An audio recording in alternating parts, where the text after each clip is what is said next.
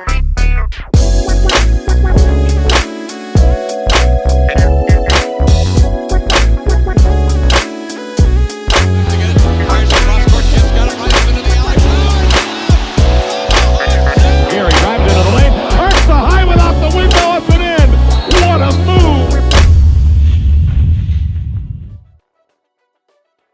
what's up guys, Sean David here, and in today's video, we're going to take a look at my favorite basketball movies of all time.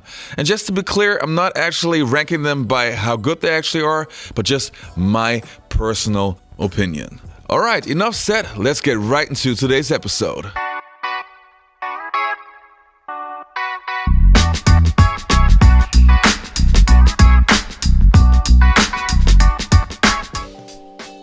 Now, I want to start off this video by taking a look at my honorable mention because I can't rank that movie. It's just impossible because some way, somehow, I think the movie is great and also not great at the same time, but it just has a special place in my heart. And I'm talking about Space Jam. I remember it like it was yesterday. Back in 1995, I was watching a terrible movie named Volcano, and I spent my allowance to see that crap, but still I was super happy once I got home. Why? Because I've just seen the trailer of Space Jam. Remember back in the days there was no internet, at least not for me, so I had no idea that that movie was even being made. And believe me, as an 11-year-old boy, I jumped out of my seat and I was so excited when I saw the trailer. I couldn't sleep for months and I was literally counting the days. And once I got to see the movie, it was just heaven. I didn't care too much about the Looney Tunes, but Michael Jordan, Charles Barkley, Larry Bird, Muggsy Bogues, Patrick Ewing, and all those guys in one movie, what else could I want? Today, I gotta say the movie is alright. I mean, I gotta be honest, I watched that movie like 100 times, so I definitely watched it too many times, but still, the movie has a very special place in my heart, and I just had to include it in this video. Now, the first movie that I want to start this list with is the 1994 classic Above the Rim. Directed by the legendary Jeff Pollack and starring Tupac Shakur, the late great Bernie Mac, Marlon Wayans, Above the Rim deals with the story of Kyle Lee Watson, a promising high school basketball star, and his relationships with Birdie, a powerful drug dealer, and Birdie's brother, Thomas Shepard, himself once a promising high school basketball star. The movie always stood out to me because of its gritty tone, incredible soundtrack, and its cast. To me, Above the Rim is definitely one of the best basketball movies, especially of the 1990s, and still very watchable even until today. Next on my list, I got He Got Game, probably one of the most iconic basketball movies of all time. Every true basketball player knows Ray Allen in his role as Jesus Shuttlesworth. The movie tells the story of Jesus Shuttlesworth, the most sought-after high school basketball prospect in the nation. Jesus and his dream to make it big ranks in professional basketball are overshadowed by his father, Jake, who was spending his life in prison for killing Jesus' mother. The movie was released in 1998, so when Ray Allen was still young and trying to become a star with the Milwaukee Bucks. And even though the movie was directed by Spike Lee and had Denzel Washington, the movie was a huge financial bomb. He Got Game had a budget of $25 million, but only grossed $22 million worldwide. But still, the movie quickly got a cult following and is now a beloved classic. For many years, there have been rumors about a sequel to He Got Game. There were even some rumors about a sequel called She Got Game, but even until today, nothing had happened. Then I found this clip on the Dan Patrick Show saying that Ray Allen was actually up for the sequel. So what are you guys waiting for? 20th anniversary of He Got Game, and Denzel Washington was on the show recently, and I asked him, this was, I think a couple of months ago, this is what Denzel had to say about a sequel.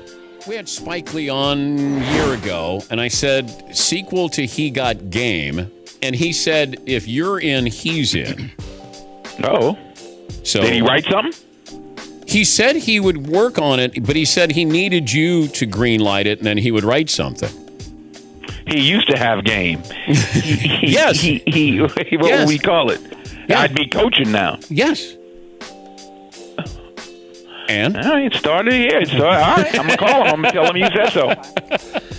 The next movie on my list goes into a totally different direction than the other ones, Semi-Pro. I have to admit I'm a huge Will Ferrell fan. I love like 80% of his movies, and even though his recent ones weren't too good, Semi-Pro definitely has to be some of his best work. The movie story itself is already brilliant. It's 1976 in Flint, Michigan. Jackie Moon's American Basketball Association team languishes in last place with few fans in the seats. But Jackie dreams of a merger with the NBA. But in order for Jackie's team to be accepted by the NBA, they have to become the 4th place. Having no good players, no fans, no money, that mission is going to be kinda hard. The fact that the ABA was super crazy back in the days, and even though everything looks so super outlandish in the movie, it's not too far away from the truth. If you are an old school NBA fan and actually know something about the ABA, that movie is definitely something for you. But not only Will Ferrell is amazing in the movie, also Woody Harrelson, the entire supporting cast. That movie in general is just super funny and I can really recommend it to you guys.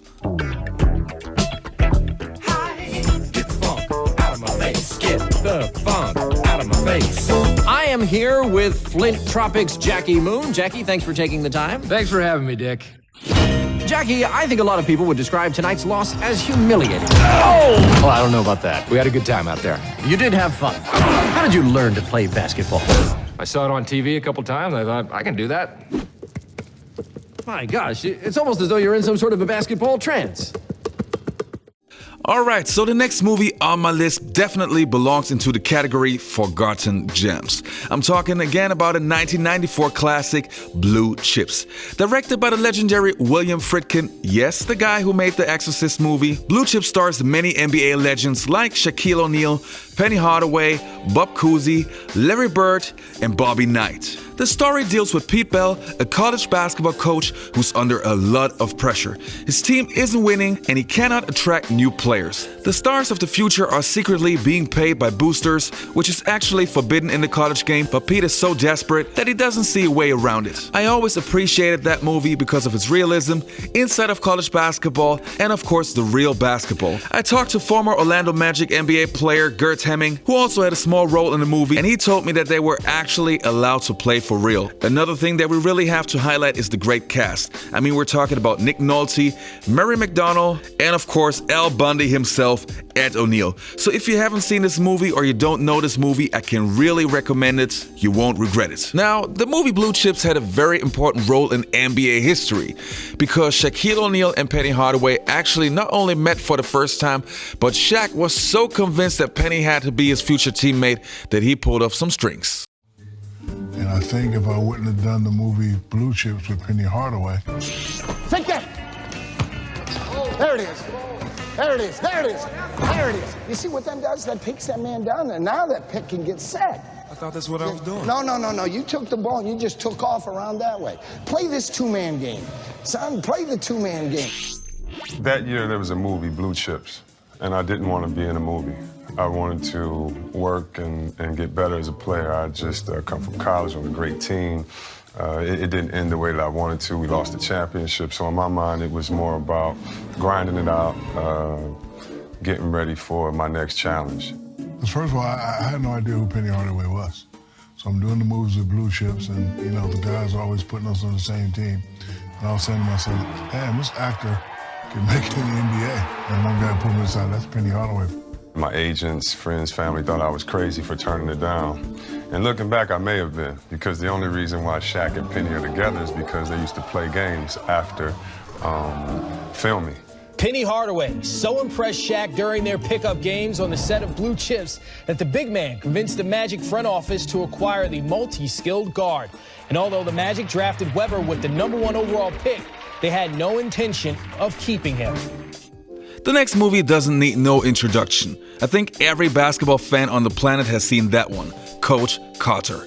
Based on a true story, just like Space Jam, the 2005 classic grossed over $75 million worldwide on a $30 million budget. Samuel Jackson is brilliant in that movie, and it definitely has to be some of his finest work. As an athlete, you really have to appreciate that movie, not only the motivational speeches, but just the entire process of coming together as a team. If you can find the clean version of that movie, I definitely can recommend it to watch it with your team. It's very inspirational, and that's why it deserved a spot on my list.